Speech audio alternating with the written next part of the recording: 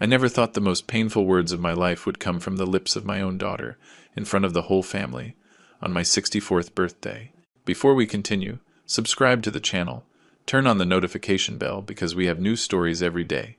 Leave a like and tell us in the comments which city you're watching from. My name is Robert Miller. I'm 64 years old, and for 4 decades I worked as a mechanic in a small shop on the outskirts of a Midwestern city. I've always been a humble man, the kind who prefers actions to words, who measures his wealth not in dollars, but in his family's smiles. March 15th, 2024 should have been a special day for me, but it became the date that marked the end of the relationship with my only daughter. That morning I woke up early as always. At 64, the body no longer lets you sleep in, and besides, I had a lot to prepare. I had decided to celebrate my birthday at home. Nothing fancy, just a simple family gathering. I bought a cake from Linda's bakery, the same one I'd been buying from since Natalie was little, and I prepared some homemade snacks. I invited my brother David, my ex-wife Christine, my daughter Natalie with her husband Thomas, and my 8-year-old grandson Paul. The house smelled like fresh baked pie when the guests started to arrive. David arrived first, punctual as always, with a bottle of red wine and that warm smile we inherited from our father. Christine arrived shortly after, elegant but not over the top, maintaining the friendliness we had cultivated in the 10 years since our divorce. We were a broken family, but not enemies. Thomas arrived with Paul, who ran to hug me shouting, "Grandpa, happy birthday," with that energy only children have. His hug filled my heart with a warmth I hadn't felt in a long time. Thomas greeted me respectfully, although I noticed a certain tension in his face that I couldn't interpret at that moment. Natalie was the last to arrive, and right from the doorway, I could tell something was wrong. She walked with unsteady steps. Her eyes were glassy, and her smile was too wide. It was obvious she had been drinking before she came. At 32, my daughter had developed a problematic relationship with alcohol, especially when she felt pressured or uncomfortable. "Hi, Dad," she said with a slightly slurred voice, giving me a mechanical hug that smelled like gin and tonic. "Happy birthday." I decided not to comment on her state. It was my birthday, and the last thing I wanted was to start a family argument. Over the last few years, I had learned to walk on eggshells with Natalie, avoiding any topic that could trigger her angry outbursts or hurtful comments. The dinner went on normally. David and I talked about football. Christine told me about her new job at the city library, and Paul entertained us with stories from his school. Thomas remained quiet, only answering when asked directly. Natalie drank glass after glass of wine, participating little in the conversation. When it was time to blow out the candles on the cake, we all sang the traditional happy birthday. Paul clapped enthusiastically, and for a moment, I felt that everything was right in my little world. I made a silent wish that my family would be united and at peace. After dessert, David suggested that everyone say a few words to congratulate me. It was a tradition we had kept for years at family birthdays. He took the microphone from the stereo I had connected to create some ambiance during dinner. My brother spoke first, remembering our childhood together and thanking me for everything I had done for the family. Christine followed, mentioning the good years we shared and acknowledging that despite the divorce I had been a good father to Natalie. Paul, with his father's help, said a few sweet words that moved me to tears. Then it was Natalie's turn. When Thomas passed her the microphone, she stood up, swaying slightly. The smile on her face had something unsettling, something I couldn't decipher at that moment. She took the microphone with both hands and cleared her throat. What happened next changed everything forever. Natalie held the microphone like it was a weapon, with that twisted smile I knew so well from her teenage years. The alcohol had erased any filter she might have had, and her eyes shone with a mix of cruel amusement and pent-up resentment. Well, she began, slurring her words as she swayed slightly. "It's the daughter's turn, right?" She laughed in a way that set my nerves on edge. "What can I say about my dear father?" The atmosphere in the dining room changed instantly. Christine frowned, worried. David exchanged a look with me, as if he knew something bad was about to happen. Thomas leaned forward, clearly nervous, while Paul looked at his mother with childish confusion. "My father," Natalie continued, making a dramatic pause that chilled my blood, "has always been special." Her tone was sarcastic, venomous. Working in that filthy little shop for 40 years, thinking that made him important, I felt like I had been slapped. That filthy little shop had paid for her education, her clothes, her whims, and eventually, the apartment where she lived. But I stayed silent, hoping she would stop, that she would come to her senses. "You know what?"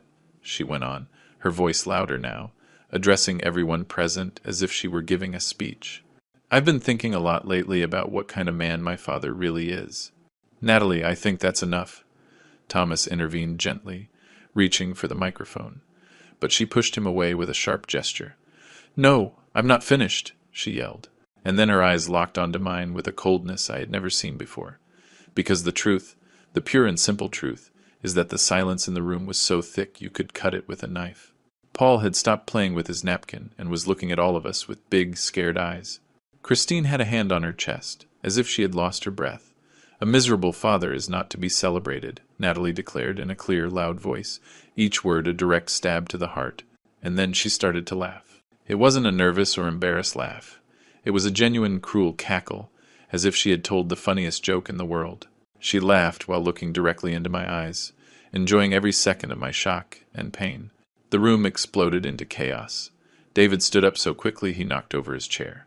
"Natalie, what the hell is wrong with you?" he shouted, moving towards her. Christine brought both hands to her mouth, horrified. Thomas finally managed to get the microphone out of her hands while muttering, "That's enough, Natalie, that's enough." But the damage was done. Those words hung in the air like a curse that couldn't be undone. All eyes were on me, waiting for my reaction, waiting for me to explode, to scream, to make a scene. Instead, I did something that surprised everyone, including myself. I smiled. It wasn't a fake or forced smile. It was the smile of a man who had just understood something fundamental about his life. For years, I had walked on eggshells. I had put up with minor hurtful comments. I had excused her behavior with alcohol, stress, youth. But in that moment, with those words echoing in my ears, something crystal clear and cold settled in my chest. "Interesting perspective," I said with a calmness that surprised even my brother. "Very interesting." I got up from my chair with deliberately calm movements, as if nothing had happened. "Anyone want more wine?" I asked, heading towards the kitchen. "I think this celebration needs more joy." Natalie had stopped laughing and was looking at me with a confused expression. She clearly expected shouts, tears, pleas. She didn't expect this unsettling serenity that had descended upon me like an invisible armor. "Robert," Christine began, but I gently raised a hand to stop her. "Everything is fine," I lied with a perfectly convincing smile. "It's my birthday, after all." Natalie is just expressing her feelings. Very honest of her, really. David followed me into the kitchen, clearly worried. "Brother, what just happened?" I heard it. I cut him off, pouring wine into a glass with perfectly steady hands. I heard her very clearly. But inside, my mind was already at work. For 40 years, I had built a life based on respect, the dignity of honest work, and unconditional love for my family. In a moment, with 7 cruel words, my own daughter had trampled all over that in front of the people who mattered most in my life.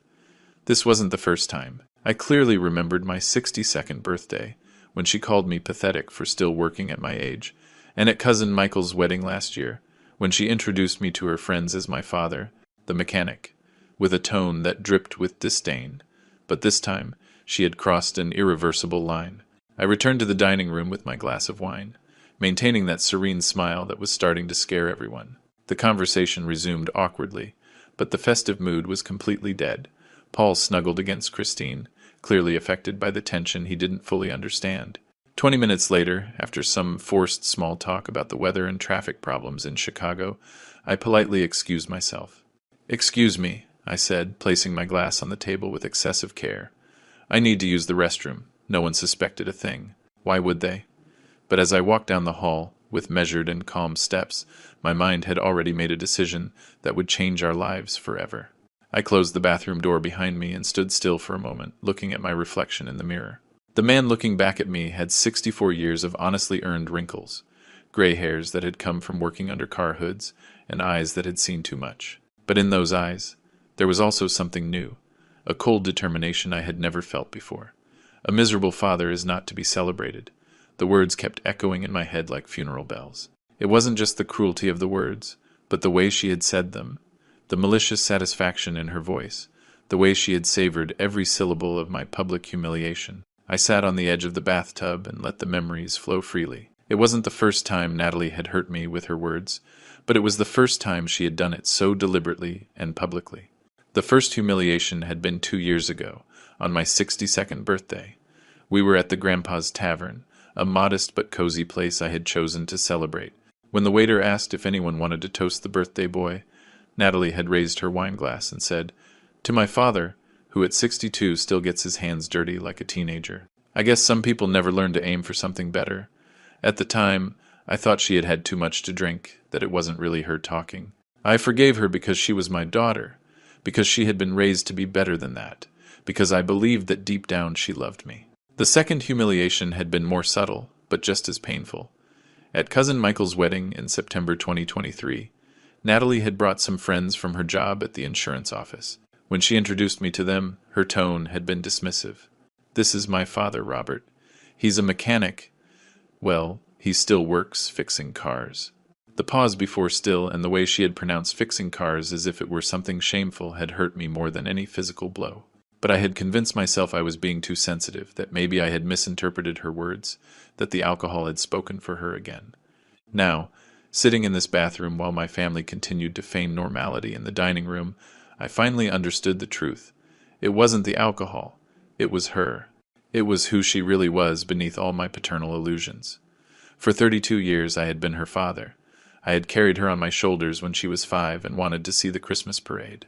I had taught her to ride a bike in Lincoln Park, running behind her, with my hands outstretched to catch her if she fell. I had worked double shifts for months to pay for piano lessons she quit after 3 months, ballet classes she left after 2 weeks, English classes she ended up hating. When she turned 18 and wanted to study business administration, I sold my motorcycle, a 1,985 Harley-Davidson that I had restored with my own hands over 3 years, to pay for her university tuition. I never told her, but that motorcycle represented my only personal luxury, my only concession to the dreams of my youth. When she married Thomas at 25, I gave her the apartment on Maple Avenue, number 45, a 2-bedroom apartment in a decent area of Chicago that had cost me my entire adult life savings. I put it in her name without a second thought, because I believed a father should give everything for his children without expecting anything in return. And for all these years, whenever she needed money for repairs, for vacations, for whims, I had been there. I never said no. I never asked what she needed it for. I just opened my wallet and gave what I could. And this was what I got in return: to be called miserable in front of my family, in my own house, on my birthday. I got up from the edge of the tub and looked at myself in the mirror again. This time, the man looking back at me had changed. His eyes no longer showed pain or confusion. They showed resolution. I took my cell phone out of my jacket pocket. It was a simple model, nothing fancy, but it did what I needed it to do. I dialed the number I knew by heart. Bank of America customer service. "This is Elena. How can I help you?" "Good afternoon. This is Robert Miller. Account number 0049UNZ03456789UNTUUUZO. I need to immediately block 3 additional cards associated with my account." "Of course, Mr. Miller. Could you confirm your social security number to proceed with verification?" I gave them all the necessary information. Elena was efficient and professional. In 5 minutes, the 3 cards Natalie used for her daily expenses were permanently blocked. "Is there anything else I can help you with, Mr. Miller?" "No, that's all. Thank you for your help." I hung up and immediately looked in my contacts for the number of Richard Montoya, the real estate agent I had met last year when I had considered selling the house and moving to a smaller apartment. "Richard, it's Robert Miller. Do you remember me? We talked last year about properties." "Of course, Robert. How are you? Have you finally decided to sell your house?" "Not exactly. I have another property, an apartment on Maple Avenue, number 45, 2nd floor, 2 bedrooms, 1 bathroom, open kitchen. It's in my name. I want to put it on the market immediately." Richard paused. He probably noticed something strange in my tone, but he was too professional to ask personal questions. "Perfect. That's an excellent area. It sells well. When can we meet to do the valuation and prepare the paperwork?" "Tomorrow morning, if possible." "And, Richard, I need you to put up the for sale sign as soon as possible, preferably tomorrow." "Understood. Let's say 9 inches the morning." "Perfect." I hung up the phone and put it in my pocket. My hands were perfectly steady. My pulse was normal. For the first time in years, I felt completely in control of my life. From the dining room came muffled voices. Christine was probably trying to calm things down. David would be angry. And Thomas would be trying to find excuses for his wife's behavior. Natalie was probably drinking more wine. feeling proud of her brutal honesty. But none of that mattered anymore. I had made decisions that would change everything, and for the first time in a long time, I felt at peace with myself. I flushed the toilet to keep up appearances. I washed my hands carefully and prepared to return to my birthday party. The smile I practiced in the mirror before leaving was genuine. It wasn't the smile of a hurt father. It was the smile of a man who had just regained his dignity. I stayed in the bathroom for a few more minutes, not because I needed time to process what I had just done, but because I wanted my actions to have the maximum impact. I knew Natalie would try to use her cards tomorrow morning for her daily coffee at Starbucks, as she had religiously done every day for the past 3 years. The surprise would be educational. In the meantime, I mentally reviewed all the details of what I had set in motion. The blocked cards were 3. A debit card she used for daily expenses with a monthly limit of $1,500, a credit card for emergencies with a limit of $5,000, and another premium credit card I had given her last year for her special expenses with a limit of $3,000. In total, Natalie had lost access to almost $10,000 a month that I financed without blinking. The apartment on Maple Avenue was another story.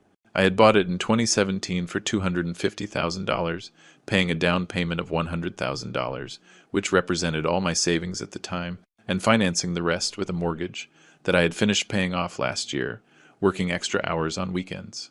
Now it was probably worth $300,000, maybe more, considering the appreciation of the area. Richard Montoya was a competent professional who knew the Chicago market well. If I told him I needed to sell fast, he would find buyers. The location was excellent. The apartment was in good condition, and the price we would have to set would be attractive to investors. What reassured me most was the legal clarity of the whole process. The apartment was completely in my name.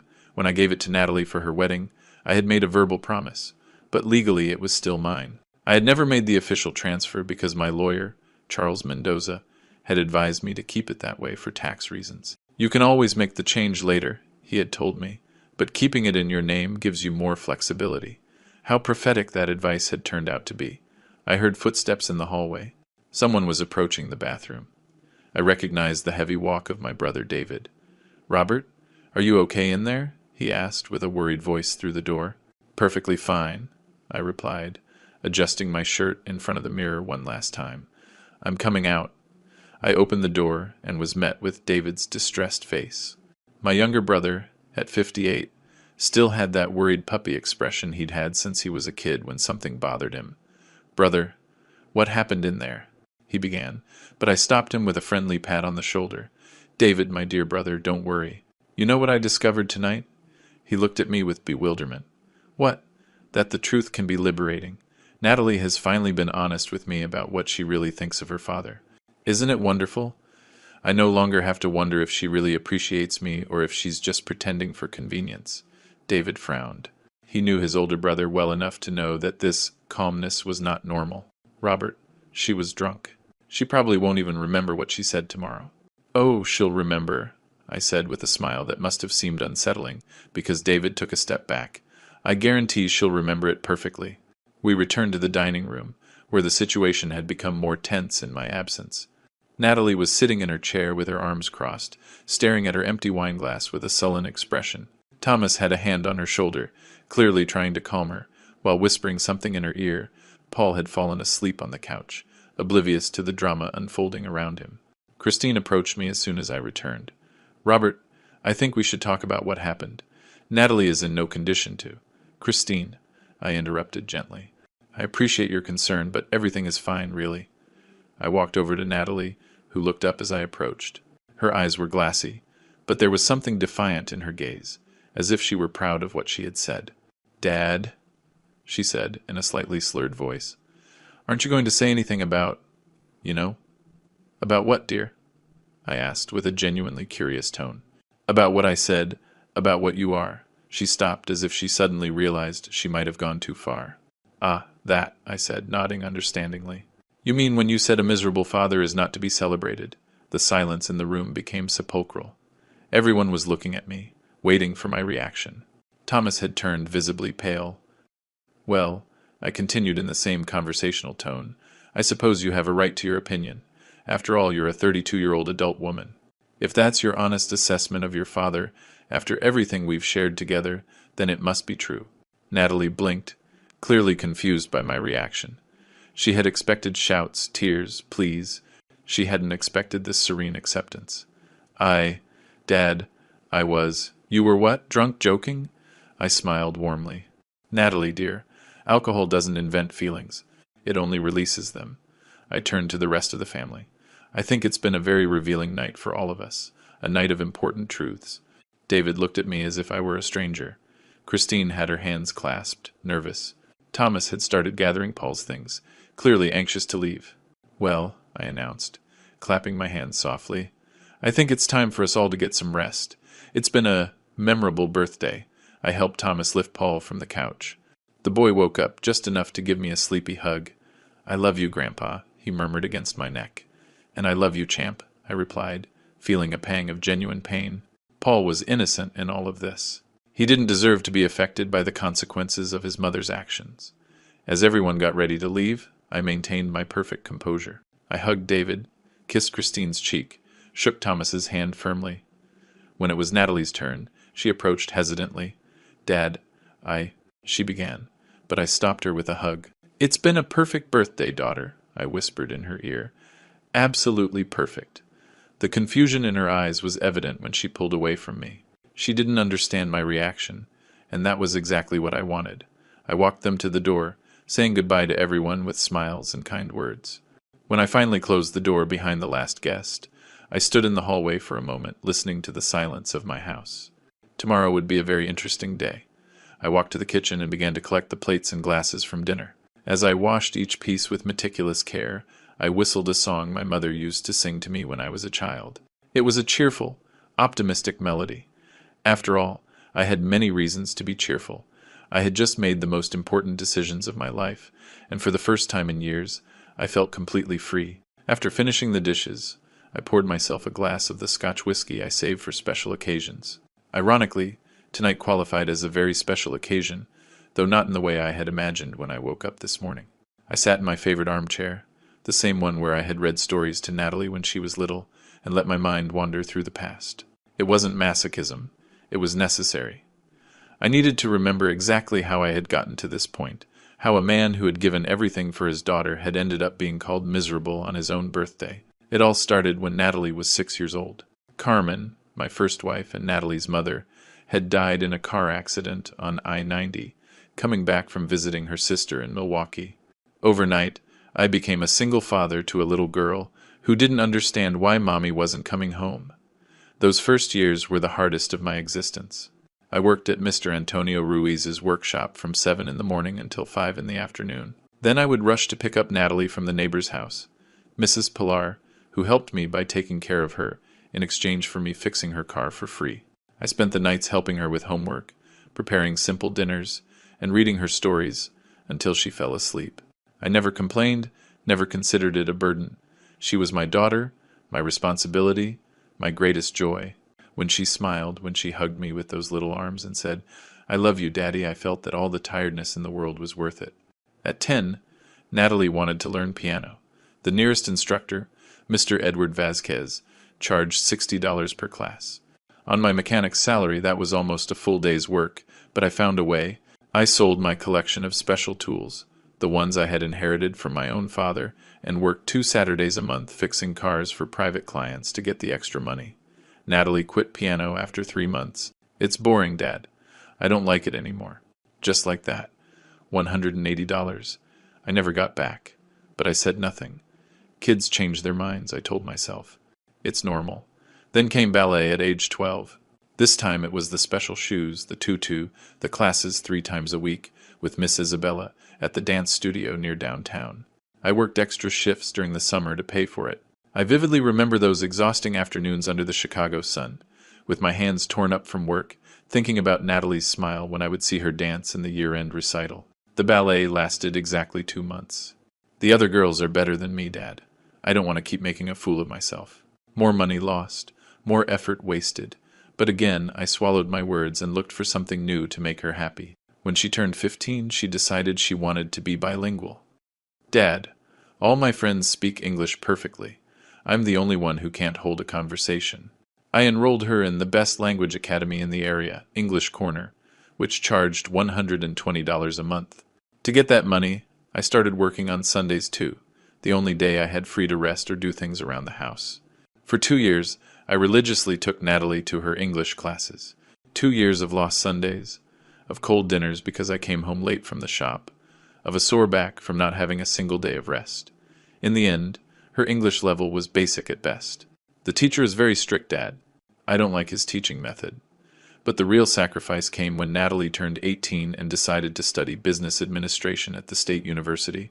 The annual tuition was $4,000, not including books, transportation, and personal expenses. With my mechanic's salary, it was financially impossible. It was then that I made the most painful decision of my life up to that point. I sold my 1,985 Harley-Davidson, a motorcycle I had restored piece by piece over 3 years of patient work in my spare time. It wasn't just a vehicle. It was my personal project, my escape, my only connection to the dreams of youth I had left behind when I became a responsible father.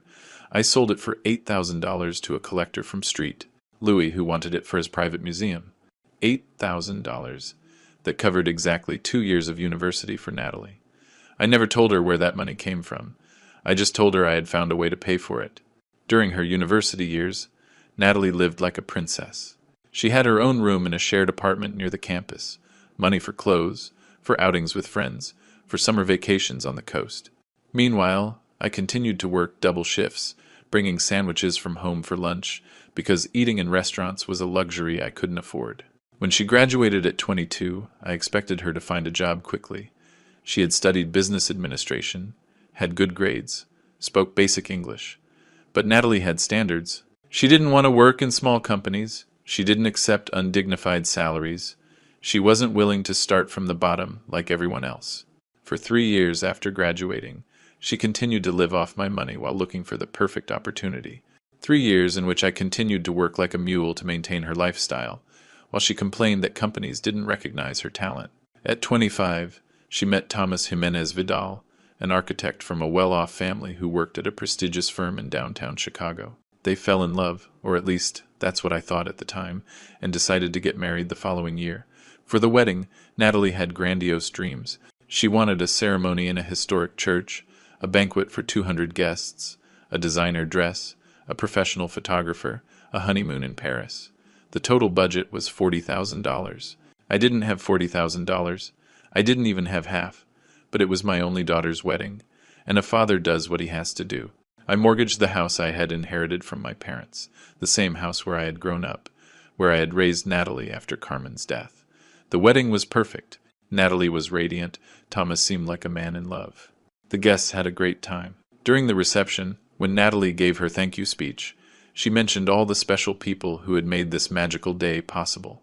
She named me at the end, almost as a footnote, and thanks to Dad, of course, for his support, as if it were something minor, something insignificant. But the biggest sacrifice came after the wedding. As a gift, I decided to buy them the apartment on Maple Avenue, $250,000, which represented literally everything I had saved during my adult life, plus a mortgage that would keep me working until I was 70. I put it in Natalie's name without a second thought. It was her wedding gift, her start in adult life, my way of making sure she would never lack a roof over her head. And for the last 7 years since Paul was born, I had continued to be her financial safety net. When Thomas lost work contracts, when Paul needed something special for school, when they wanted to go on vacation, when the car broke down, when they simply wanted to treat themselves, there I was, opening my wallet without complaints. I never expected eternal gratitude. I never expected to be treated like a hero. I only expected basic respect, the respect that any father deserves from his children. Instead, I had received growing disdain, hurtful comments about my job, my education, my social status, and, tonight, the straw that broke the camel's back. To be called miserable publicly, in front of my entire family. I finished my whiskey and looked at the clock. It was 2 a.m. on March 16th. In a few hours, Natalie would discover that her financial world had changed forever, and for the first time in decades, I slept soundly, without nightmares, without worries. Tomorrow, my new life would begin. I woke up at 6 a.m. on March 16th with a strange feeling of lightness that I hadn't experienced in years. It wasn't the usual heaviness of a 4-year-old man with back pain from 4 decades of physical labor. It was the feeling of someone who had made important decisions and was at peace with the consequences. I prepared my usual breakfast: black coffee, 2 pieces of toast with olive oil and grated tomato, and a glass of natural orange juice. While I ate, I mentally reviewed the events of the previous night to make sure it hadn't all been a strange, stress-induced dream. No, it had all been real. Natalie's words, my controlled reaction, the phone calls from the bathroom, and the strange peace I had felt upon making those decisions. This morning, the wheels I had set in motion would begin to turn. At 7:30, my phone rang. It was Richard Montoya, punctual as he had promised. "Good morning, Robert. I've been thinking about your apartment on Maple Avenue. It's an excellent area, and if it's in good condition, we could get a very competitive price. Are we confirmed for the 9 o'clock appointment?" "Confirmed, Richard. I'll wait for you at the building's entrance." After hanging up, I showered and dressed carefully. Not in my usual work clothes, but in my best suit, the same one I had worn to Natalie's wedding. I had to make the right impression when future buyers saw the apartment. During the subway ride to Maple Avenue, I reflected on what I was about to do. Technically, the apartment was mine. Legally, I had every right to sell it. Morally, well, that was a more complex issue. I had given Natalie that apartment as a gesture of paternal love, with the implicit expectation that she would treat me with respect and affection. That emotional contract had been repeatedly violated, culminating in the public humiliation of last night. If she could break her part of the agreement, I could break mine. I arrived at building number 45 on Maple Avenue 5 minutes before 9. It was a well-maintained red brick building from the 82nds, with a doorman and an elevator. The area was quiet but central, with easy access to public transport and shops. Any young family would be delighted to live there. Richard arrived punctually, accompanied by a professional photographer and a young woman he introduced as his assistant, Clara Mendoza. "Robert, good to see you. Do you have the keys?" I took out the spare set of keys I had kept since I handed the apartment over to Natalie. I had always insisted that I should have a copy for emergencies, although I had never used it until today. We went up to the 2nd floor. As Richard inserted the key into the lock, I heard movement inside the apartment. It was Saturday morning. Of course they would be home. The door opened, and we came face to face with Thomas, who was coming out of the bedroom in his pajamas with a look of total confusion. "Robert, what are you doing here, and who are these people?" "Good morning, Thomas," I replied with perfect cordiality. "Let me introduce you to Richard Montoya, a real estate agent, his assistant Clara, and the professional photographer Miguel. They're here to do the appraisal and take pictures of the apartment." Thomas blinked several times, as if the words didn't make sense. "Appraisal? For what?" "For the sale, of course." At that moment, Natalie appeared from the kitchen, still in her robe and with her hair disheveled. Her eyes were swollen, probably from the hangover, but I could also detect traces of tears. Maybe she had cried after coming home. Maybe she had started to process what she had said. "Dad, what's going on here?" she asked, in a hoarse voice. As I was explaining to Thomas, "These gentlemen are here to evaluate the apartment before putting it on the market." Natalie stood frozen for a moment, processing my words. Then, as if she had received an electric shock, she screamed, "What? You're going to sell our apartment?" "My apartment," I corrected her gently. "Technically, it's always been my apartment. It's in my name, I pay the taxes, I finance the purchase. I simply allowed you to live here as a favor." Richard, Clara, and Miguel exchanged uncomfortable glances. They clearly hadn't expected to find themselves in the middle of a family drama. "Richard," I said, turning to the real estate agent, "could we proceed with the evaluation? The apartment has 2 bedrooms, a full bathroom, an open kitchen with a dining area, and a small balcony overlooking the inner courtyard." "Of course," Richard replied professionally, although I could sense his nervousness. "Miguel, start with the photos of the living room." While the photographer began his work, Natalie grabbed my arm. "Dad, we need to talk, in private. I'm afraid there's nothing to talk about, dear. The decision has already been made." "Please," her voice broke. "What I said last night, I was drunk, I didn't mean it. You know how I get when I drink too much." I looked directly into her eyes. In them I could see genuine fear for the first time in years. Not fear for her emotional well-being or for our father-daughter relationship, but fear for the financial consequences of her actions. "Natalie, for years I've heard that excuse. I was drunk, I didn't mean it. But last night I realized something important. Alcohol doesn't create feelings, it only reveals them. What you said last night is what you really think of me. Thomas had come closer and was now part of the conversation. Robert, please, be reasonable. We have a child. We need stability. We can't just move out overnight. Of course not, I agreed kindly. That's why I've instructed Richard to make the eviction period 60 days. That will give you enough time to find another place to live. 60 days! Natalie exclaimed hysterically. Dad, we can't find a decent apartment in 60 days on our budget. Then perhaps you should consider adjusting your expectations of what constitutes a decent apartment, I replied. There are many affordable options in the suburbs of Chicago. The South Side, for example. Joliet, Aurora. Perfectly habitable apartments for $600 or $700 a month. I saw the horror in her eyes. For Natalie, who had lived in downtown Chicago her entire adult life, the idea of moving to the suburbs was apparently worse than death. But Dad, she tried one last time in a pleading voice, where are we going to get the money for a new security deposit? For the move? For... Ah, yes, I said, as if I had just remembered something important. You should probably know that last night, after your inspiring speech, I also canceled all your credit and debit cards associated with my account. This time, Thomas also turned visibly pale. He clearly knew exactly how much money those cards represented in their household economy. Paul appeared from his room, rubbing his sleepy eyes. Grandpa, what are you doing here? Why is Mommy crying? My heart ached, seeing my grandson. He was truly innocent in all this, and would be the one to suffer most from his mother's actions. I crouched down to his level. Hey, champ. Grandpa came to take care of some grown-up business. Nothing you need to worry about. Paul hugged me with that total trust that only children can show.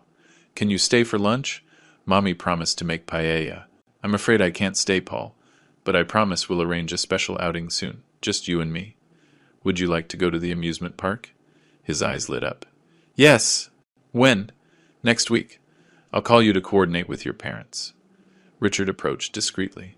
Robert, we're done with the photos and measurements. Could we talk outside about the price and marketing strategy? Of course. I headed for the door, followed by Richard's team.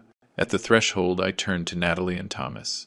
The for sale sign will be installed this afternoon. The first interested parties will probably start calling on Monday. I suggest you start looking for alternative housing immediately. Dad, Natalie whispered, but there were no more tears in her eyes, only a cold understanding that she had gravely underestimated her father. Have a good day, I wished them politely, and closed the door behind me. In the elevator, Richard finally dared to comment. Complicated family situation, huh? Yes, I replied simply. But sometimes you have to make tough decisions to restore balance. We left the building and walked to a nearby cafe to discuss the details of the sale. While Richard talked about market prices and marketing strategies, I thought about the expression of genuine shock in Natalie's eyes. For the first time in her life, she had discovered that actions have real consequences, and this was just the beginning. Saturday afternoon passed with a strange tranquility. After my meeting with Richard at the cafe, I went home and spent the time on everyday activities, reading the newspaper, organizing some papers, calling my brother David to briefly tell him what had happened that morning. His reaction was one of initial shock, followed by gradual understanding. Brother, he had told me, I never thought you would reach this point. But after what I saw last night, I think Natalie needs to learn an important lesson. Saturday evening was quiet. No calls from Natalie, no messages from Thomas. They were probably processing the magnitude of what had happened, perhaps desperately looking for options, maybe hoping it was all a nightmare they would soon wake up from. Sunday also passed without incident. I went to Mass at St. Andrew's Church, as I had every Sunday for 30 years. During the homily, Father Garcia spoke about forgiveness and family reconciliation. I wondered if it was a coincidence or if someone had told him about my situation. Chicago is a big city, but neighborhoods retain that small-town mentality where news travels fast. After Mass, I had lunch alone at home. Lentil stew with chorizo, a recipe I had perfected during my years as a single father. As I ate, I reflected on whether I was doing the right thing. Doubts are natural when you make decisions that will change lives forever. But every time I remembered the expression of cruel satisfaction on Natalie's face as she uttered those hurtful words, my resolve strengthened. Monday morning, March 18th, started early. At 6:30 I was already awake, making coffee and checking the news on my tablet. At 7, Richard sent me a message confirming that the for sale sign had been installed the day before and that they had already received 3 phone inquiries from potential buyers. At 7:30 sharp, my phone started to ring. The caller ID showed Natalie's number. I let it ring 4 times before answering, not out of cruelty, but because I wanted to be completely calm when we spoke. "Good morning, Natalie," I greeted in a neutral tone. "Dad!" Her voice was high-pitched, desperate, with an undertone of panic I had never heard before. "My cards don't work. I went to buy coffee this morning at the usual Starbucks, and they told me my debit card was declined. I thought it was a system error, but then I tried the credit card, and it was also declined. And then with the other credit card, and it didn't work either." Her breathing was ragged, as if she had run a marathon. I could picture her perfectly, standing on the sidewalk outside Starbucks, her morning coffee denied, surrounded by people on their way to work, feeling humiliated by the public rejection of her cards. "Ah, yes," I replied naturally, as if we were talking about the weather. "I did indeed cancel all the cards associated with my account on Friday night." "What? But Dad, you can't do that!" "Those cards are for my basic expenses, for the weekly groceries, for gas for the car, for everything." "Natalie, dear," I explained patiently, "those cards were linked to my personal bank account. I was the one who paid all the charges every month. After reflecting on your assessment of my character on Friday night, I decided that a miserable father probably shouldn't be financing the lifestyle of a daughter who despises him." The silence on the other end of the line was deafening. I could hear her heavy breathing, probably trying to process the connection between her words on Friday and the consequences on Monday. "Dad, please, you have to understand that. You were drunk," I interrupted gently. "Yes, you already told me, but as I explained on Saturday, alcohol doesn't invent feelings, it only releases them. But I can't live without those cards. Thomas is going through a rough patch at work. We barely have enough money for basic expenses." This was new and interesting information. Apparently, the couple's financial situation was more precarious than I had imagined. That explained Thomas's nervousness during Saturday's visit. "Well," I suggested kindly, "I suppose it will be an excellent opportunity for both you and Thomas to develop a more realistic budget and learn to live within your actual means." Before she could reply, I hung up the phone. It wasn't gratuitous cruelty. There was simply nothing more to discuss on the subject of the cards. Exactly 45 minutes later, at 8:15 in the morning, my phone rang again. This time Natalie's voice was even more hysterical. "Dad, there's a for sale sign on our building's door, with the phone number of a real estate agency. People are stopping to look and take pictures." "Yes," I confirmed calmly. "Richard Montoya is very efficient. He promised me the sign would be up by Sunday, and he kept his word. But you can't sell our apartment. We live here. Paul goes to school near here. Our whole life is organized around this neighborhood. Natalie, technically it's my apartment. It always has been. I simply allowed you to use it all these years. But after a careful evaluation of the situation, I've decided it's time to put it on the market." "Evaluation of what situation?" she yelled into the phone. "Of the family situation, of the lack of respect, of the chronic ingratitude, of being called miserable by my own daughter in front of the whole family." My voice remained calm, but each word was as precise as a scalpel. There was another long silence. When Natalie spoke again, her voice had changed. The hysterical panic had been replaced by something more calculated, more manipulative. "Dad, I know I made a terrible mistake on Friday. I know I hurt you deeply, and I regret every word. But please, think about Paul. He's innocent in all of this. Do you really want your grandson to suffer for his mother's mistakes? It was a smart move. Paul was indeed my weak spot, the only person in this situation I genuinely cared about without reservation. But it was also exactly the kind of emotional manipulation I had been tolerating for years. Paul is indeed innocent," I agreed. "And precisely for that reason, I think it would be beneficial for him to see that actions have real consequences, that you can't treat people badly and expect them to continue providing unconditional support. But where are we going to live? We don't have money for a security deposit. Without the credit cards, we can't pay for a move. Natalie, you are a 2-year-old woman with a university education. Thomas is a professional architect. I'm sure you will find creative solutions to your financial challenges. Please," her voice broke completely. "Please, Dad, don't do this. I promise I will never disrespect you again. I promise I will change." It was the first time in years I had heard Natalie beg for anything. She had always assumed I would be there to rescue her from any problem, to finance any whim, to solve any crisis. The desperation in her voice was genuine, and for a moment I felt a pang of the old paternal compassion. But then I remembered the satisfied smile on her face as she publicly humiliated me. I remembered years of derogatory comments about my job, my education, my social status. I remembered all the times she had apologized after hurting me, only to repeat the same behavior weeks later. "Natalie," I finally said, "you had two previous opportunities to change. On my birthday 2 years ago, and at Cousin Michael's wedding last year. Both times you promised me you would never disrespect me again. Both times I forgave you and moved on as if nothing had happened. But this time is different, Dad. This time I really understand." "No," I interrupted her firmly. "This time the consequences are simply serious enough to scare you. But as soon as things normalize, you'll go back to treating me as you have for years." I sighed deeply before continuing. "Natalie, I have made these decisions after much reflection. They are not the product of the anger of the moment. They are carefully considered decisions about how I want to live the rest of my life." "And what about Paul?" She tried one last time. "What about your grandson? Paul will always be my grandson, and he will always have a place in my life. But that relationship will be independent of my relationship with you. I have already spoken with my lawyer about setting up a trust fund for his education, something that neither you nor Thomas will be able to touch." It was a lie. I hadn't spoken to any lawyer yet, but it sounded convincing and sent the right message. "Dad!" Her voice had been reduced to a whisper. "The sale of the apartment will proceed as planned. You have 60 days to find alternative housing. I suggest you start looking immediately." For the second time that morning, I hung up the phone. I poured myself another cup of coffee and sat on my balcony to enjoy the fresh Chicago morning air. For the first time in years, I felt completely in charge of my own life. The phone continued to ring intermittently for the rest of the day, but I didn't answer Natalie's calls again. The new life that had begun on Friday night was taking shape exactly as I had planned. The following days passed in a strangely calm routine. Every morning I woke up with the feeling that I had regained control of my existence, something I hadn't felt in decades. My phone kept receiving calls from Natalie, but I had developed a simple policy. I would only answer one call a day, and only if she had something constructive to contribute to the situation.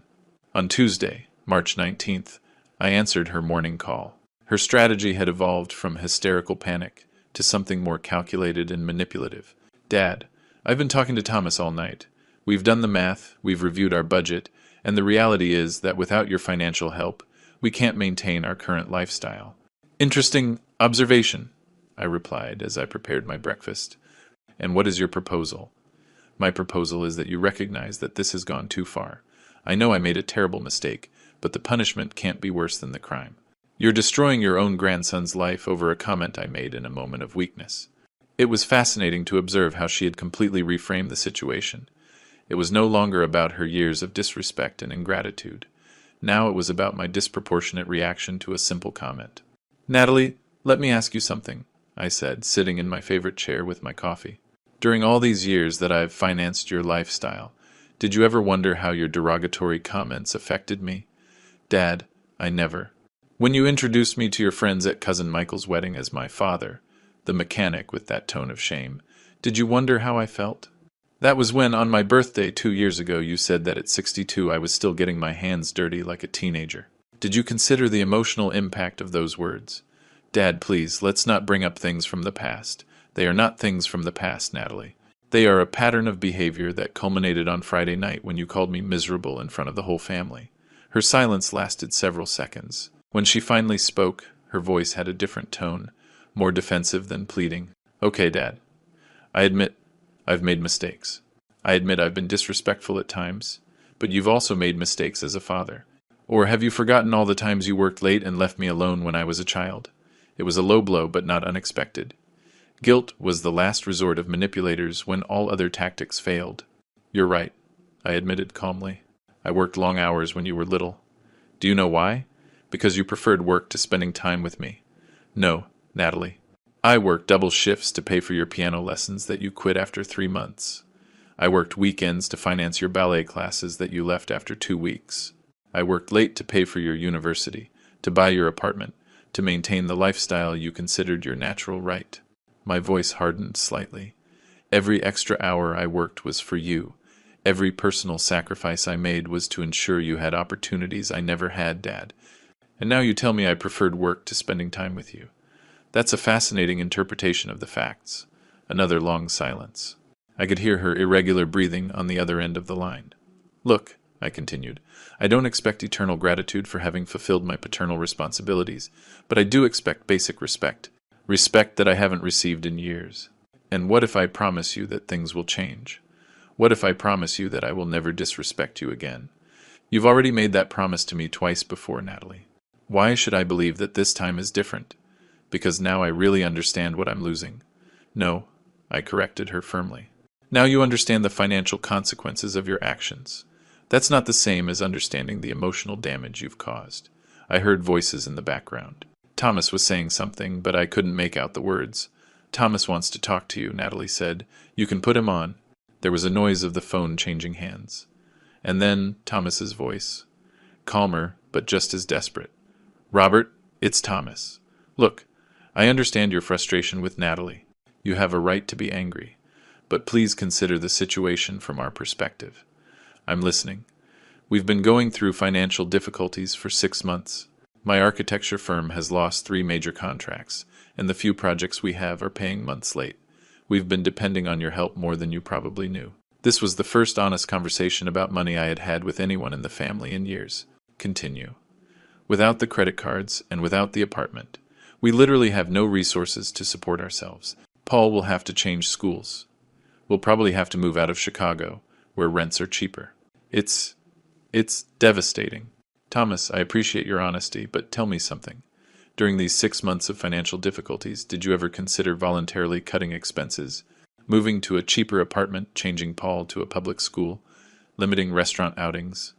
Well, we were hoping the situation would improve.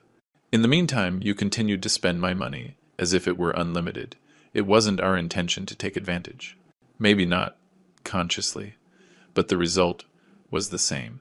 Thomas sighed audibly. What would we have to do for you to reconsider your decision? It was an important question and deserved a thoughtful answer.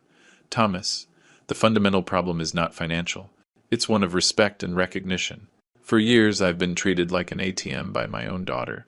She has benefited enormously from my support, but has treated me with growing disdain. I understand that, and I agree that it hasn't been fair to you. Then you will understand why I need to see genuine changes, not desperate promises motivated by financial consequences.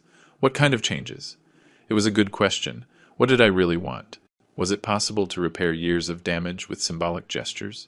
Honestly, Thomas, I don't know, but I do know that it can't be something that comes from panic about losing financial support. It has to be something that comes from a genuine recognition of the damage that has been caused. And in the meantime, I recommend that you adapt to your new financial reality. Look for additional jobs. Reduce expenses. Find affordable housing. Learn to live within your actual means. Robert, please. Thomas, let me be very clear with you. This is not a negotiation. It's not a pressure tactic to get apologies or promises. It's a final decision based on years of contemplation. My voice softened slightly. You have always treated me with respect. You have never participated in Natalie's hurtful comments. That's why I'm being so direct with you. You deserve to understand that this is not impulsive or temporary. And Paul will always be my grandson. My relationship with him is independent of my relationship with his mother. I have already made arrangements to ensure that his education is protected. What kind of arrangements? I will discuss that directly with Paul when it is appropriate. But you can be sure that his educational future will not be compromised by this situation. I heard muffled voices again. Thomas was talking to Natalie, probably reporting our conversation. Thomas, are you still there? Yes, I'm here. I want you to know that I feel no personal animosity towards you. This situation is between Natalie and me. But the financial consequences affect you both, because you have built your lifestyle around my support. I understand. I hope you can find a way to navigate this transition in a way that protects Paul as much as possible. I'll do what I can. Good. And Thomas, I suggest you start looking for rental apartments immediately. The real estate market in Chicago moves fast, and you don't want to find yourself without options. I hung up the phone and sat in silence for several minutes. For the first time since Friday night, I felt a small pang of doubt. Not about my decisions, but about whether I was being too hard on Thomas, who was really a collateral victim of this situation. But then I remembered something important. Thomas had been married to Natalie for 7 years. He had witnessed all her derogatory comments towards me. He had never intervened, never defended me, never told her that her behavior was unacceptable. His silence had made him an accomplice. That night, I slept soundly, without nightmares, without remorse. My new life was taking shape exactly as I had planned. Wednesday, March 20th, dawned cloudy, one of those gray Chicago days that seemed to reflect the general emotional state of the city. But I woke up with a mental clarity that I hadn't experienced in years. Every decision I had made since Friday felt more right with each passing day. At 8:30 in the morning, while enjoying my second coffee of the day and reading the sports news, my doorbell rang. Through the peephole, I could see Christine standing on the landing, with a serious expression I knew well from our years of marriage. I opened the door and invited her in. Christine was 58, but she carried it with elegance. Our divorce had been civilized, motivated more by irreconcilable differences than by betrayal or cruelty. We had managed to maintain a respectful friendship for these 10 years, especially for the sake of Natalie and Paul. "Good morning, Robert," she greeted me, accepting the cup of coffee I offered her. "I suppose you know why I'm here. I imagine Natalie has brought you up to date on the latest events." Christine sat on the couch and studied me with those green eyes that had always been able to read my thoughts with unsettling accuracy. She called me last night, completely hysterical. She cried for an hour on the phone, telling me about the blocked cards, about the sale of the apartment, about how you had changed overnight. "And what is your assessment of the situation?" I asked, sitting across from her. "My assessment is that Natalie finally faced the consequences of years of irresponsible behavior and is in shock because she never thought you would react this way." Her answer surprised me. I had expected her to come to defend Natalie, to mediate a reconciliation, to appeal to my paternal compassion. "You're not here to intercede for her. Robert, I was married to you for 15 years. I know you better than anyone in this world. I know exactly how much pain you've accumulated in silence, how many times you've swallowed hurtful comments, how much you've sacrificed without receiving recognition." She leaned forward, holding her cup with both hands. "I also know that you're incapable of making important decisions on impulse.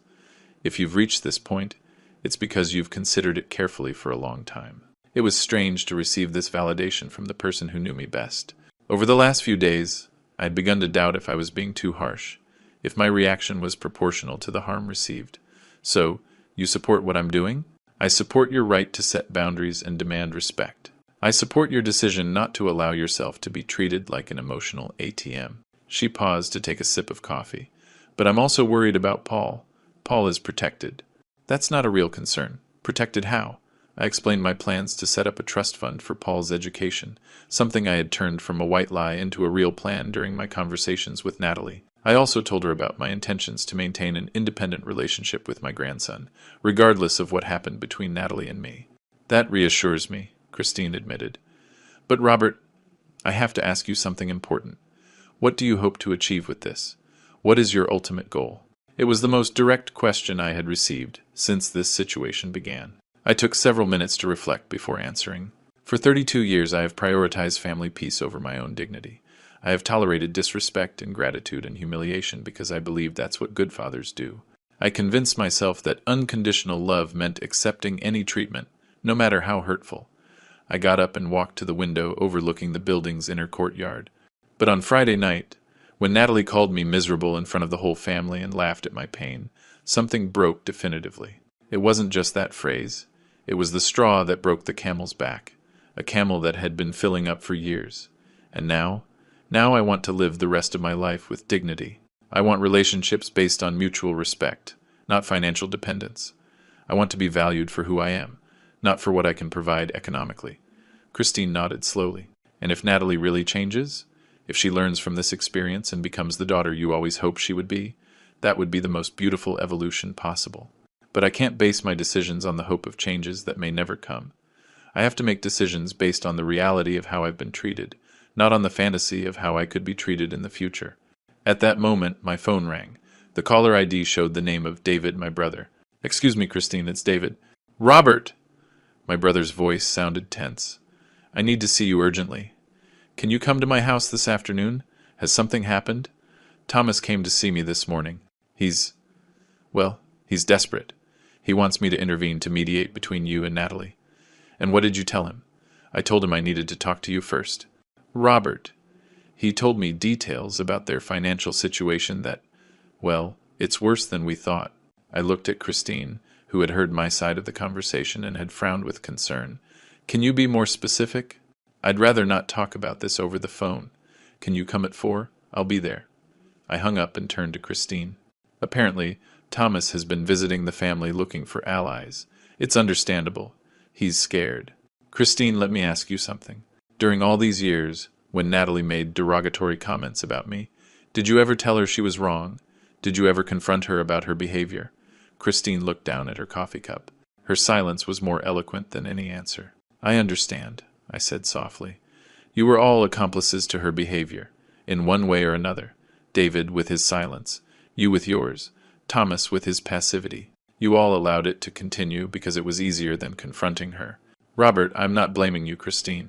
I'm trying to understand how we got to this point, and the reality is that Natalie never had to face real consequences for her behavior because we all protected her from them. Christine got up and walked to the window. You're right. We all saw her behavior. We all felt uncomfortable with it at different times, but nobody said anything because it was easier to keep the peace. Exactly. And in the meantime, I was the only one who absorbed all the disrespect, all the ingratitude, all the emotional cruelty. She turned to me with tears in her eyes. I'm sorry, Robert. I'm sorry I wasn't braver. I'm sorry I didn't defend you when I should have. It was the first genuine apology I had received since this situation began. Christine had not been the direct perpetrator of the harm, but she had been a silent spectator, and her acknowledgement of that complicity meant more than I could have imagined. Thank you, I told her simply. That means a lot to me. Is there anything I can do now to help? You can be honest with me about Natalie and Thomas's real situation.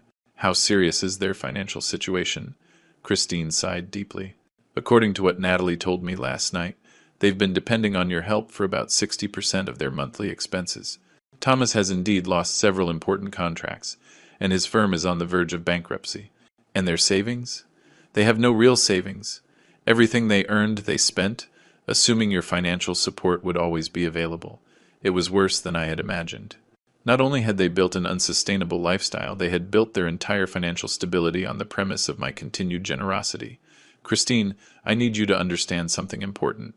This is not a negotiation tactic. I'm not trying to scare them into changing their behavior. These are permanent decisions based on years of reflection. I understand, and I think it's the right thing to do. Her support strengthened me at a time when I had begun to feel pressure from multiple fronts. I knew that the coming weeks would bring more attempts at mediation, more emotional appeals, more manipulation tactics. Will you come with me to David's house this afternoon? I asked her. If you think it might be helpful, I think it could be very helpful. It's time for the whole family to understand that this situation is not negotiable. That afternoon, we went to David's house together, prepared for the most important confrontation of this process. It was time for everyone to understand that the Robert who had tolerated disrespect for decades was gone forever. The man who had taken his place had clear boundaries, real consequences, and the determination to maintain both no matter what family pressure he might face. This new version of myself was about to be tested in ways I hadn't yet fully anticipated. The meeting at David's house that Wednesday afternoon turned out to be more revealing than I had anticipated. My brother lived in a modest but cozy apartment in the Chambery neighborhood, decorated with family photographs documenting decades of Christmas celebrations, birthdays, and important moments that now seemed to belong to a different life. When Christine and I arrived, we found Thomas sitting in a state I could only describe as defeated. He had deep dark circles under his eyes, his clothes were wrinkled as if he had slept in them, and his hands trembled slightly as he held a cup of coffee that was clearly already cold. Robert, he stood up immediately when he saw me enter. Thank you for coming. I know you probably don't want to see me, but I needed to talk to you face to face. David offered us seats and prepared fresh coffee. The atmosphere was tense, charged with the weight of conversations that we all knew were inevitable but that no one wanted to have. Thomas has been telling me details about your situation, David began, once we were all seated. Robert, I think there are things you didn't know about how precarious their financial situation had become. I'm listening, I replied, maintaining a neutral tone. Thomas cleared his throat and began what was clearly a speech he had carefully prepared. Robert, my architecture firm, Jimenez and Associates, has been technically bankrupt since December of last year. We lost our most important contract, a residential complex in Las Rosas. Because the real estate developer went bankrupt without paying our fees. He paused to take a sip of his cold coffee. That represented $120,000 that we will never collect. Money we had counted on to pay our own suppliers, our office rent, the salaries of our 3 employees. The information was more serious than I had imagined. When were you planning to tell me all this? Never, Thomas admitted with brutal honesty. We kept hoping that something would turn up, that the situation would resolve itself. In the meantime, we became increasingly dependent on your help without telling you explicitly. Christine intervened. Thomas, how much exactly of your monthly expenses was Robert covering? In January and February of this year, approximately 80%. Between the credit cards for daily expenses, the fact that we weren't paying rent for the apartment, and the occasional loans that Natalie asked for specific expenses. What loans? I asked, feeling a new wave of irritation. Thomas exchanged an uncomfortable look with David. Paul's private English lessons. $300 a month. The new car that Natalie bought in December. She told you it cost $12,000, but it actually cost $18,000. She borrowed the difference, saying it was for apartment repairs. Each revelation was like a slap in the face. Not only had I been financing their lifestyle, I had been systematically deceived about the extent of my financial support. Are there more lies I should know about? The vacation in Ibiza last summer. We told you it cost $2,000, but we spent over $5,000. Natalie asked for additional money several times during the trip, always with different excuses. The silence in the room became suffocating. David was looking at his hands, clearly uncomfortable being the mediator in this revelation of deceit. Christine had an expression of genuine shock. Apparently she hadn't known the full extent of the lies either. Thomas, I finally said, I appreciate your belated honesty, but let me ask you something fundamental. At any point during these months of financial crisis, did you consider looking for an additional job, voluntarily cutting expenses, moving to a cheaper place? We considered all those options, but it was easier to lie to me and use my money. We didn't plan it that way. Things just gradually got more complicated, and your help was there, and it seemed like the simplest solution. The simplest solution for whom? Thomas didn't answer. The answer was obvious. The simplest for them, not necessarily for me. Now, let me tell you what has happened since Monday, I continued. Richard already has 3 interested buyers for the apartment. One of them, a young couple with a baby, is willing to pay the full price in cash without financing, which means the sale can be completed in 30 days instead of 60. I saw the blood drain from Thomas's face. 30 days. Exactly. Which means your time to find alternative housing has been significantly reduced. David finally spoke. Robert, brother, I understand your position and respect your decisions, but is there any way to, maybe, extend the deadline? Give Thomas and Natalie more time to reorganize. Why should I do that, David? Because they're family? Because Paul is innocent? Why?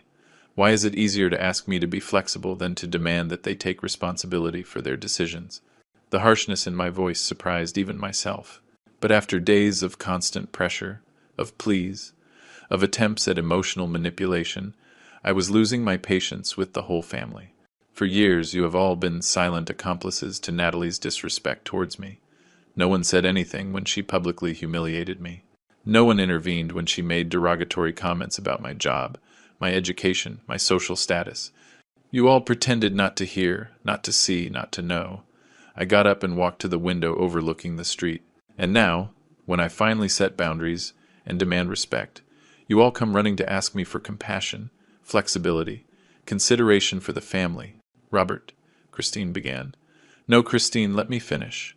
Where was this family concern when I was absorbing years of emotional abuse in silence? Where was this solidarity when I needed someone to defend my dignity? The silence that followed was absolute.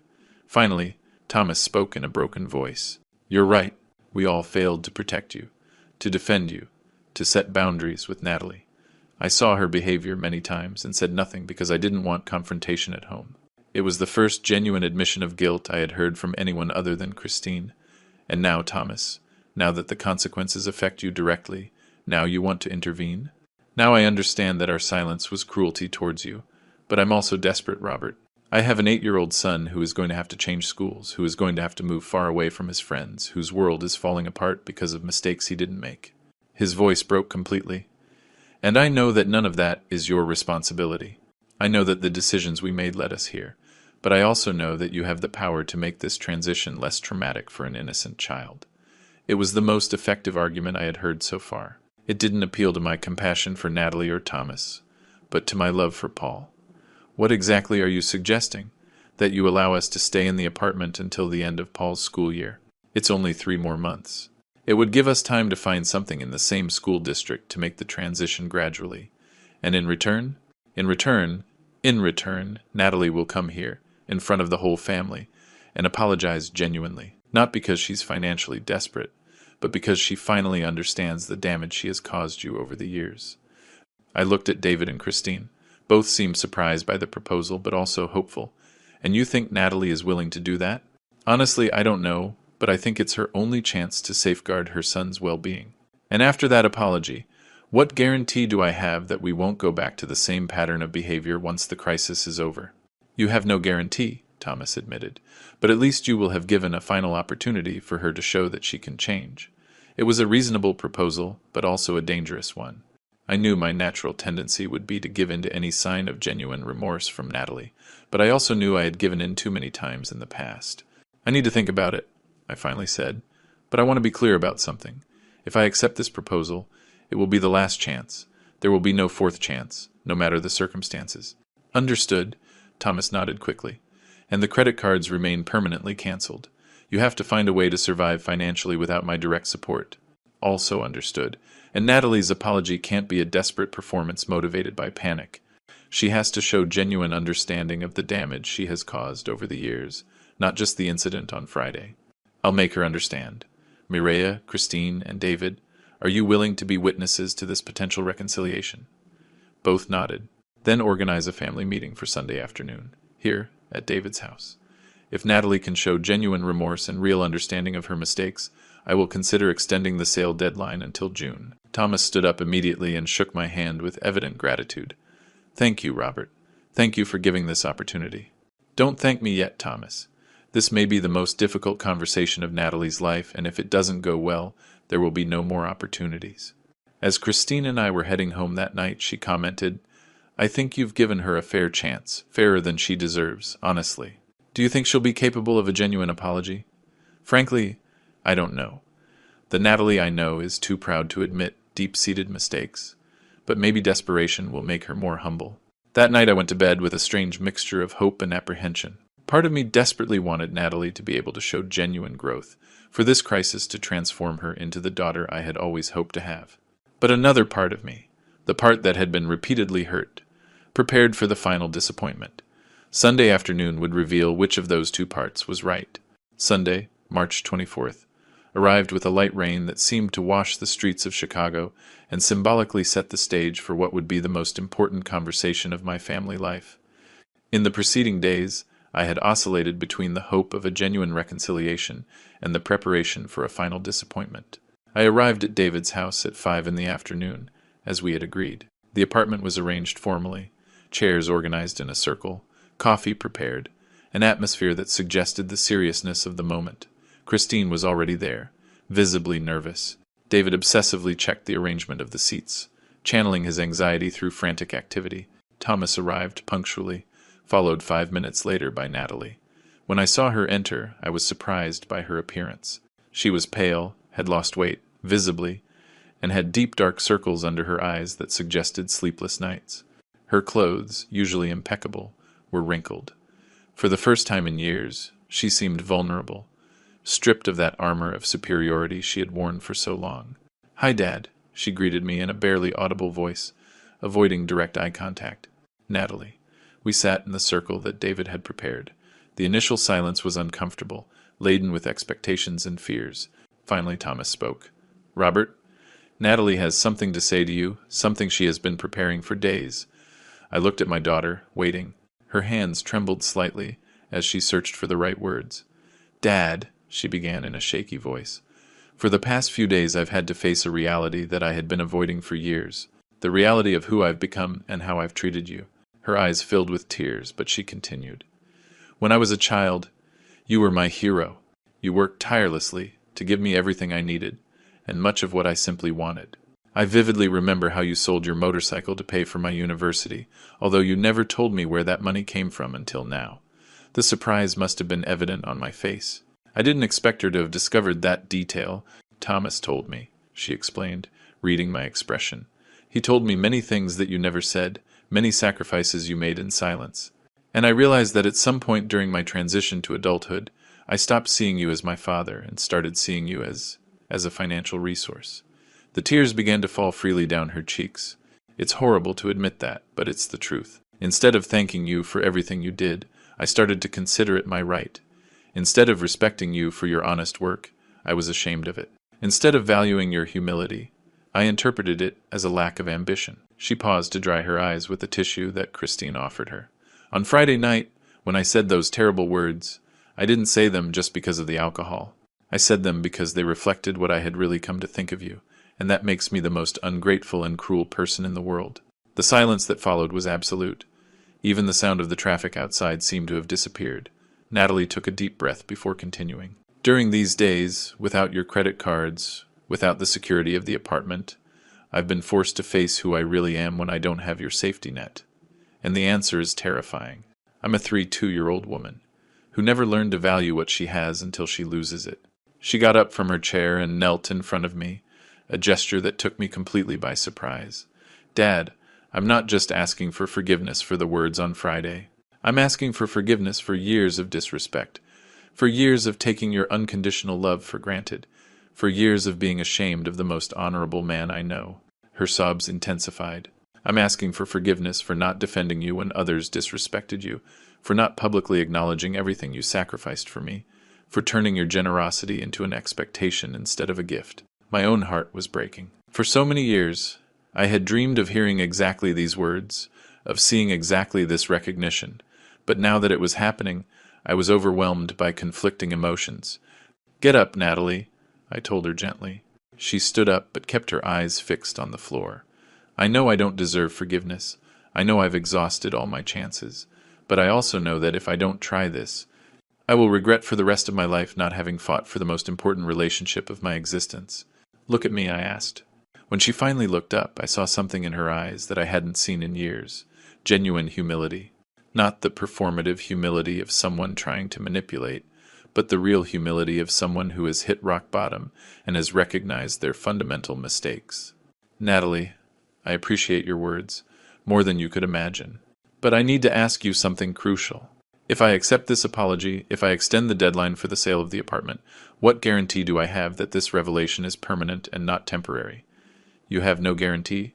She replied immediately. You only have my word that these days have changed something fundamental in me. You only have my promise that I will work every day to be worthy of the father I always had, but never valued properly. And how do you propose to demonstrate that? By finding a job immediately, no matter how humble. By contributing financially to our family instead of just being a burden. By treating you with the public respect you always deserved. And most importantly, by teaching Paul to value and respect his grandfather as the extraordinary man he is. Her words had the weight of sincerity. There was no exaggerated drama, no grandiose promises impossible to keep. Only the clear recognition of specific mistakes and concrete commitments for change. I looked at Christine, who had tears in her eyes. I looked at David, who nodded almost imperceptibly. I looked at Thomas, whose expression mixed hope and terror. Natalie, I finally said, I'm going to make a decision that may be the most difficult of my life. I'm going to give you one final chance. Not because you owe me anything, but because I believe in the possibility that people can fundamentally change when they face the real consequences of their actions. I saw the relief flood her face, but I raised a hand to stop any premature celebration. But this opportunity comes with non-negotiable conditions. First, the apartment is sold in June definitively. This gives you 3 months to find alternative stability. Second, my credit cards remain canceled forever. You have to learn to live within your actual means. Third, any future disrespect, any regression to previous behavior, will result in the definitive severing of our relationship. I understand and accept all those conditions, she replied without hesitation. And finally, I continued, I want you to understand that my relationship with you from now on will be conditional. Not conditional on your financial dependence, but conditional on your respect and recognition. The unconditional love I gave you for 32 years did not survive Friday night. What we build now will have to be earned day by day. The silence that followed was different from the previous one. It was not charged with tension, but with understanding and acceptance. 8 months later, in December 2024, I can say that Natalie kept every one of her promises. She found a job as an administrative coordinator at a logistics company, a position that pays her modestly, but which she performs with genuine dedication. Thomas managed to partner with another architect, and they are slowly rebuilding their professional practice. They moved in June to a smaller apartment in Joliet, half an hour by train from the city center. Paul adapted better than expected, and even seems to enjoy having a community garden where he can play. My relationship with Natalie has transformed completely. It is no longer the dependent father-child relationship that had persisted for decades. It is the relationship between two adults who respect each other, where love is expressed through thoughtful gestures and careful words. I see Paul 2 Saturdays a month, taking him to museums, parks, and activities that expand his world. Natalie never interferes in these moments, respecting the independence of our relationship. The trust fund for Paul's education was officially established in September, ensuring that his future opportunities are protected, regardless of family circumstances. Have I completely forgiven? That is a complex question. I have accepted the apologies and have allowed the rebuilding of our relationship, but the scars of years of disrespect do not disappear overnight. What I can say is that for the first time in decades, I feel respected and valued by my own daughter.